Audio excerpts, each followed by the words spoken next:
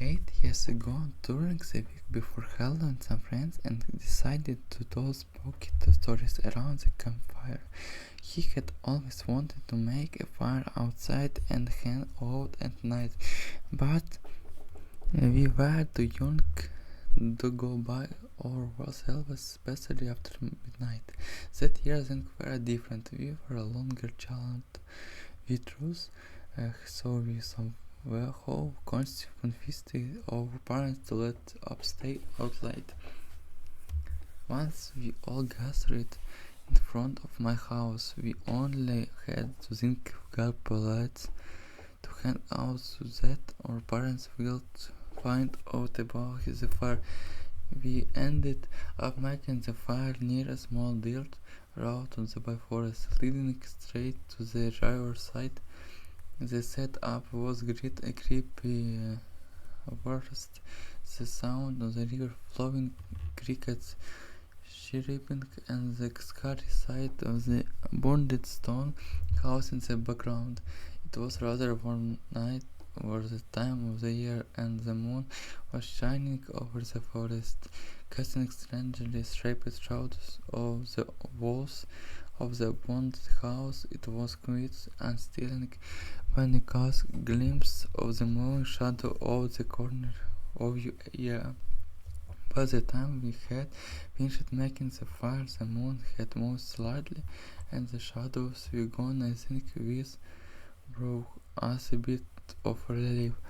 We found a slab of stones next to the river, and we used it makeshift stage in front of the fire for the storytellers to stand on while narrating their creepy tales. We took a flashlight out of our backpacks and started a few stories, and it was finally my turn to grab my flashlight and hand it towards the stage. I had just started my scary story when all of a sudden it was freezing cold. The flashlight turned itself off, and the wind started blowing violently, putting out the fire. I panicked and kept slapping my flashlight in the hope and turning back on, assuming it was a joke of mine, but still instinct was the wishing of the wind. Everybody instinctively reached for their flashlight, but none of them worked.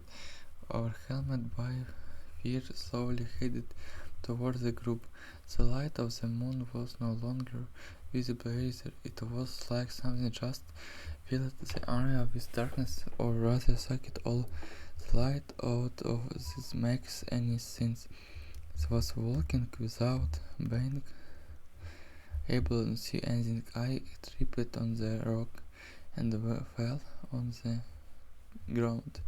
The flashlight fell right next to my face. As my friends approached me, the flashlight suddenly turned back, illuminating the front of the abandoned house.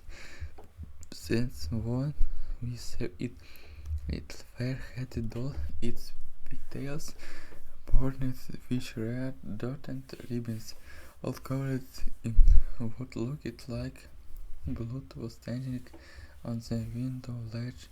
We freaked out. All the girls started screaming when the doll simply fell out the window. No reason whatever, followed by a weird metallic screech as hit the ground. We had choice but the grab of backpacks and ran home. After a few days, a couple of our friends came with us to investigate the house. They were clearly amused by our ghost story. Didn't take us seriously. We researched the house, yet we found nothing there. However, when we were walking down the path leading to our abandoned campsite, we saw a trail of red blood drops leading just off the main path into the thicket. The droplets grew farther and farther apart, and we eventually lost track of them. Shortly after that, a wolf howled at the moon, and judging by its loudness. It seemed to be quite close. As we were rushing back to the park, one of our older friends tripped over something and fell face first into the dirt. We saw a red dotted ribbon next to his face, quite similar to the one the doll had. As we dug across the head growl, we came across a hand, a little girl's hand covered in their blood.